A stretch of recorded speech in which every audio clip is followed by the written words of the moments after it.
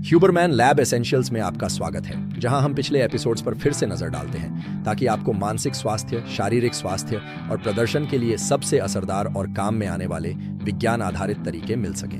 मैं Andrew Huberman हूं और मैं स्टैनफोर्ड स्कूल ऑफ मेडिसिन में न्यूरोबायोलॉजी और ऑप्थल्मोलॉजी का प्रोफेसर हूं। आज हम आदतों के बारे में बात करने वाले हैं। खासतौर पर हम आदतें बनने के पीछे की बायोलॉजी और आदतें तोड़ने के पीछे की बायोलॉजी पर चर्चा करेंगे। आदतें वो चीज़ें हैं जो हमारे नर्वस सिस्टम ने सीखी हैं, लेकिन हमेशा होश में रहकर नहीं। कभी कभी हम ऐसी आदतें बना लेते हैं जिनके बारे में हमें पता भी नहीं होता, जब तक कि वे एक समस्या न बन जाए या शायद वे हमारे लिए अच्छी हों, कौन जानता है। लेकिन असल बात यह है कि आदतें हमारी पहचान का एक बड़ा हिस्सा हैं। असल में यह अनुमान लगाया गया है कि हमारे जागते हुए समय का 70% तक व्यवहार आदतों से बना होता है। तो अगर आदतें ज़्यादातर सीखी जाती हैं, चाहे होश में या बेहोशी में, तो हमें खुद से पूछना होगा कि सीखना क्या है। खैर, सीखना न्यूरोप्लास्टिसिटी है। न्यूरोप्लास्टिसिटी बस वो प्रक्रिया है जिससे हमारा नर्वस सिस्टम अनुभव के जवाब में बदलता है। लेकिन दिन के आखिर में न्यूरोप्लास्टिसिटी का मतलब है नए न्यूरल सर्किट बनाना, नए रास्ते बनाना जिनसे कुछ आदतें होने की संभावना बढ़ जाती है और दूसरी आदतों की कम हो जाती है। जैसा कि आप में से बहुत से लोग जानते होंगे, आदतों के बारे में बहुत सी मशहूर किताबें हैं और आदतों के बारे में एक पूरा मनोवैज्ञानिक साहित्य है।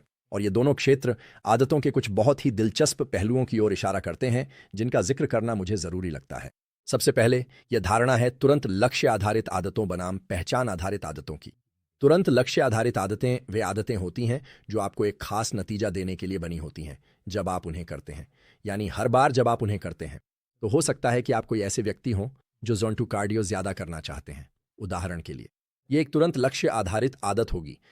अगर आपका लक्ष्य है कि आप वह कार्डियो हफ्ते में शायद 4 बार करें, तो हर बार जब आप इसे करते हैं तो आप एक छोटे से बॉक्स पर टिक लगा सकते हैं और कहेंगे, ठीक है, मैंने यह कर लिया।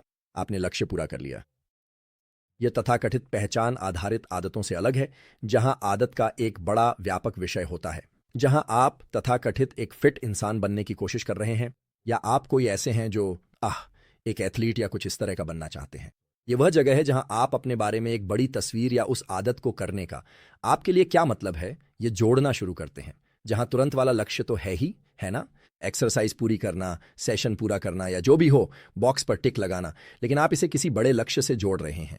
एक और बात जो आप साहित्य में सुनेंगे वह यह है कि आदत बनाने में 21 दिन लगते हैं।